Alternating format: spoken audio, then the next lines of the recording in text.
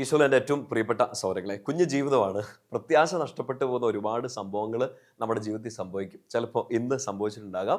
നമ്മൾ പ്രതീക്ഷിച്ച പോലെ കാര്യങ്ങളൊന്നും നടന്നിട്ടില്ല. കർത്താവെ, നീ പോലും പറ്റിച്ചോ എന്ന് ചില സമയത്തൊക്കെ ചോദിച്ചു പോകുന്ന ചങ്ക് പൊടിയണ സമയങ്ങൾ നമുക്ക് വരാറുണ്ട്. കർത്താവ് ഇതൊന്നും കാണുന്നില്ലേ എന്നോർത്ത് നെഞ്ചത്തടിച്ച് നിലവിളിക്കുന്ന സമയങ്ങളുണ്ട്. ഇന്നും വന്ന് കാണും, നാളെയും ചിലപ്പോൾ വന്നേക്കാം. നമ്മൾ ഇന്ന് രാത്രി കിടന്നുറങ്ങുന്നതിന് മുമ്പ് ചിന്തിക്കാൻ പോകുന്നത് പരിശുദ്ധ അമ്മയിൽ നിന്ന് പഠിക്കേണ്ട മറ്റൊരു പാഠമാണ്. അമ്മ മാതാവ് ഇങ്ങനെ കുരിശും ചോട്ടിൽ നിൽക്കുന്ന ഒരു സീന് നമ്മുടെ മനസ്സിലുണ്ടല്ലോ, അല്ലേ? നോട്ട് ഈസി അല്ലേ? അത്ര എളുപ്പമുള്ള കാഴ്ചയൊന്നും അല്ല. മകൻ ഇങ്ങനെ പെടാപ്പാട് പെട്ട് മരിക്കുന്നത് കണ്ടുകൊണ്ട് നിൽക്കുന്ന ഒരു അമ്മയുടെ സങ്കടം ചെറുതൊന്നുമല്ല. നോക്ക്, എല്ലാം ശുഭമാകൂ എന്നൊക്കെയുള്ള ഒരു പ്രതീക്ഷയാണ് നമ്മളെ മുന്നോട്ട് നയിക്കുന്നത്, ശരിയല്ലേ? ഇന്നും നിങ്ങൾ എഴുന്നേറ്റ് അധ്വാനിച്ചത് ഇന്ന് ഇതൊക്കെ ഓക്കെ ആവും എന്നുള്ള ഒരു പ്രതീക്ഷയിലാണ്.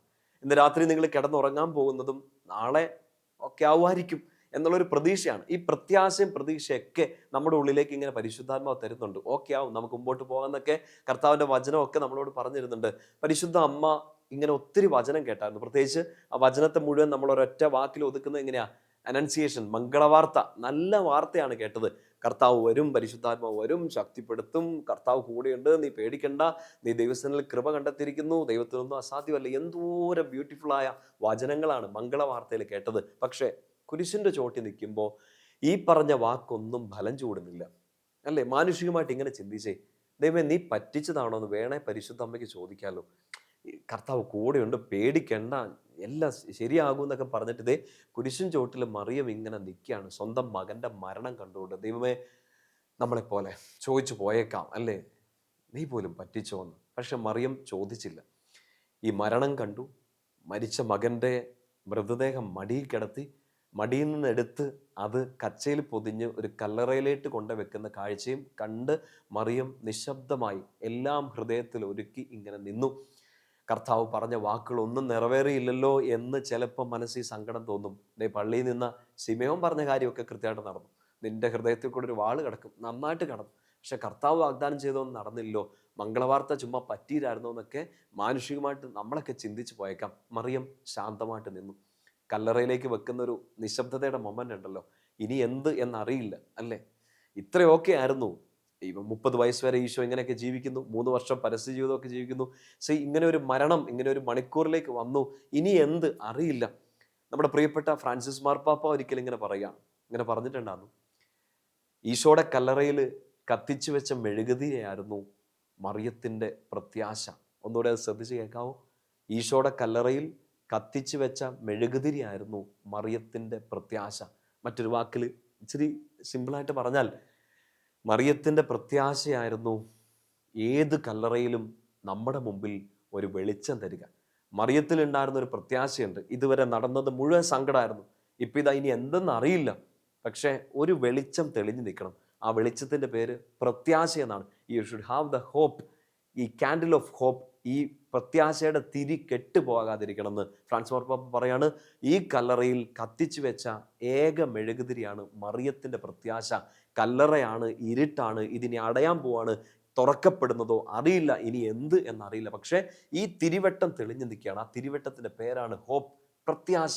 എൻ്റെ പ്രിയപ്പെട്ട സഹോദരങ്ങളെ, പരിശുദ്ധ അമ്മയെക്കുറിച്ച് ഇത് പറയുമ്പോൾ, ഈശോയെക്കുറിച്ച് ഇത് പറയുമ്പോൾ നമുക്ക് നമ്മുടെ ലൈഫിനെ കുറിച്ച് ഒന്ന് ചിന്തിക്കാൻ ഇത് പറ്റില്ലേ? ഇന്ന് രാത്രിയിൽ വല്ലാത്തൊരു കല്ലറ അനുഭവത്തിലൂടെ കടന്നു പോകുന്ന ആളുകളുണ്ടാവും. ഇന്നൊരു ദിവസം മുഴുവൻ പീഡാസഹനത്തിലൂടെ കുരിശിൻ്റെ വഴികളിലൂടെയൊക്കെ കടന്നുപോയ മനുഷ്യരുണ്ടാവും ഇത് കേട്ടോണ്ടിരിക്കുന്നതിൽ. ഈശോയുടെ പ്രിയപ്പെട്ട കുഞ്ഞ്, ഇന്ന് രാത്രി കിടന്നുറങ്ങാൻ പോകുന്നതിന് മുമ്പ് ഇങ്ങനെ ഒരു തിരി വെളിച്ചം കത്തിച്ചു വെക്കാൻ പറ്റുമോ? ചിലപ്പോൾ സങ്കടം കാരണം മുറിയിലെ ലൈറ്റ് മുഴുവൻ ഓഫ് ആക്കിയിട്ടായിരിക്കും ഫോണിൽ ഈ വീഡിയോ കാണുന്നത്, കാരണം ആരും കാണണ്ടെന്ന് വിചാരിച്ചോണ്ട്. ചിലപ്പോൾ ഇങ്ങനെ സങ്കടംകാരൊക്കെ ബെഡ്ഷീറ്റ് ഇട്ട് തലവഴി മൂടിയിട്ടൊക്കെ ആയിരിക്കും ഫോണിൽ ശുശ്രൂഷകളൊക്കെ കൊണ്ടുവരുന്നത്. ഈ രാത്രി നിനക്കൊരു പ്രത്യാശ വേണ്ടേ? ആ പ്രത്യാശ മറിയം ഇങ്ങനെ കാണിച്ചു തരാണ്. ഏത് കല്ലറയിലും ഈ പ്രത്യാശയുടെ തിരി കത്തിച്ചു വെക്കുക. ആ പ്രത്യാശ ഈസ്റ്ററിനെ കുറിച്ചാണ്. ഒരു പുലരി വരുമെന്ന്, ഈ കല്ലറ മാറുമെന്ന്, ഈ കല്ലറയുടെ കല്ല് ഉന്തി മാറ്റപ്പെടുമെന്ന്, ഈ ഇരുട്ടിൽ നിന്നൊരു വെളിച്ചം വരുമെന്നുള്ളൊരു പ്രതീക്ഷയും പ്രത്യാശ. എൻ്റെ പ്രിയപ്പെട്ട സഹോദരങ്ങൾ, ഇന്ന് രാത്രി ശാന്തമായിട്ട് കടന്നുറങ്ങുക. Because you have a tomorrow. ഒരു ബെറ്റർ ടുമോറോ, ഒരു ബെസ്റ്റ് ടുമോറോ എന്നൊന്നും അച്ഛൻ പറയുന്നില്ല, but you have a tomorrow. നമ്മൾക്ക് എഴുന്നേറ്റ് മതിയാവുള്ളെന്ന്. ഈശോ എഴുന്നേറ്റില്ലേ? എന്നാൽ ഈശോ നമ്മളെ എഴുന്നേൽപ്പിക്കും. ടി വിയിൽ ബോക്സിംഗ് ഒക്കെ കണ്ടില്ലേ? ബോക്സിംഗ് മത്സരങ്ങളൊക്കെ കണ്ടിട്ടില്ലേ? എന്നെ ഇടിയ കൊള്ളുന്നതെന്ന് കണ്ടിട്ടുണ്ടോ? ഇടി കൊണ്ട് ചാറ് പറ്റി നിലത്ത് വീഴുന്നത് നിങ്ങൾ കണ്ടിട്ടില്ലേ? ബോക്സിങ്ങിൽ അറിയാലോ, തോക്കുന്നത് ഇടി കൊണ്ടാലല്ല, ഇടി കൊണ്ട് വീണാലല്ല, ഇടികൊണ്ട് വീണ് എഴുന്നേക്കാതിരുന്നാലാണ് ബോക്സിങ് തോക്കുന്നത്. Life is like a boxing ring എന്നാണ്. ഇടി എന്തായാലും കിട്ടും. നിങ്ങൾ എന്നാ പറഞ്ഞാലും യു ഹാവ് നോ ഓപ്ഷൻ. കാണിയായിട്ട് ഗാലറിയിൽ ഇരിക്കാനുള്ളതല്ല നമ്മുടെ ജീവിതം. ബോക്സിംഗ് റിംഗിൽ ഇരുന്ന് കയറി ഇടി കൊള്ളണം, ഇടിക്കുകയും ചെയ്യണം. നമുക്ക് മുമ്പോട്ട് പോയേ പറ്റുള്ളൂ. ഇടി കൊള്ളും. എന്നാ പറഞ്ഞാലും ബോക്സിംഗ് റിംഗിൽ കയറിയാൽ ഇടി കൊള്ളും. എത്ര ഓടിയാലും ഓടിച്ചിട്ടിടിക്കും. നിങ്ങൾ മാറി നിന്നാലും നിങ്ങളെ ബോക്സിംഗ് റിംഗിലേക്ക് വലിച്ചു കയറ്റിയിട്ട് നല്ല ഇടി തരും. ഇടി കൊള്ളും, വീഴും. എഴുന്നേക്കണം. എഴുന്നേറ്റില്ലേ കളി തോറ്റു. നമുക്ക് തോക്കാനുള്ളതല്ല. ഈ കല്ലറയൊക്കെ അവിടെ നിൽക്കും, ഈ കല്ലൊക്കെ അവിടെ നിൽക്കും. ഇതെടുത്ത് മാറ്റാൻ, ഉന്തി മാറ്റാൻ ഈശോ അവിടെയുണ്ട്. പ്രത്യാശയോടെ നിങ്ങൾക്ക് വേണ്ടി, ആ പ്രത്യാശ നിങ്ങളിൽ നിറയാൻ വേണ്ടി പ്രാർത്ഥിച്ചുകൊണ്ട് ഒരമ്മയുണ്ട്. അമ്മയുടെ പേര് മറിയം എന്നാണ്. അതുകൊണ്ട് ആ പ്രത്യാശയുടെ തിരി കെട്ടുപോകാതിരിക്കുക, മുന്നോട്ട് നീങ്ങുക. U have a tomorrow. നാളെ ഉണ്ട്, നമുക്കൊരു നാളെ ഉണ്ട്. അനുഗ്രഹത്തിൻ്റെ ഒരു ദിവസങ്ങളായിട്ട് മാറട്ടെ. ഇന്ന് രാത്രി ശാന്തമായിട്ട് കടന്നുറങ്ങുക. പ്രത്യാശ നിങ്ങളിലേക്ക് നിറയട്ടെ. നമ്മുടെ കർത്താവ് ഈശോ മിശിഹായുടെ കൃപയും പിതാവായ ദൈവത്തിൻ്റെ സ്നേഹവും പരിശുദ്ധാത്മാവിൻ്റെ സഹവാസവും കൂടി ഉണ്ടായിരിക്കട്ടെ, ഇപ്പോഴും എപ്പോഴും എന്നേക്കും. ആമേൻ. ഈശോ മിശിഹായ്ക്ക് സ്തുതിയായിരിക്കട്ടെ.